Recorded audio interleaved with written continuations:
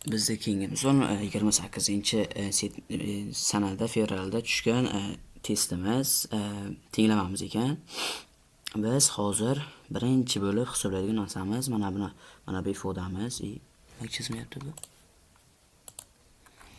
Birinchi hisoblaydigan mana bu ifodamiz. Birinchi shuni soddalashtirib olsak, bizga qulay bo'ladi. 27 faktorial taqsim 2027 faktorial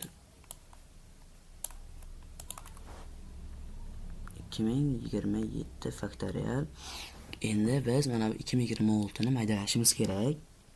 Bu 2026 degani 2026 ko'paytirilgan 2025 faktorial plyusda 2025 faktorial tenglik. Endi biz mana bu ifodadan 2025 faktorialni olib chiqsak, tepadagi 2027 ni maydalayman. 2027 ko'paytirilgan 2026 ko'paytirilgan 2025 faktorial.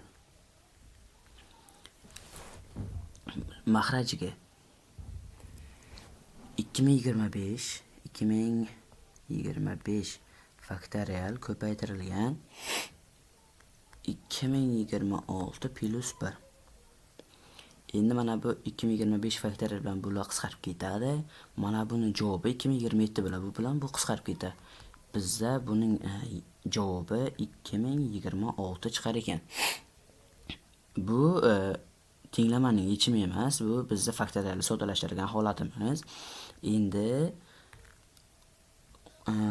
o'rniga qo'yib qulayroq ko'rinishga yozib olamiz. X ning 4-si minus 2026x kvadrat plus 2025 teng 0 ga.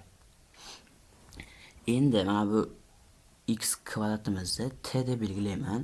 Mana bu t kvadrat minus 2026t plus 2025 tenglik 0. Buni ko'paytiruvchilar yozadigan bo'lsam,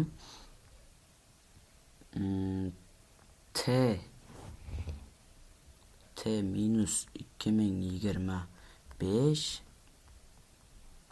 t minus 1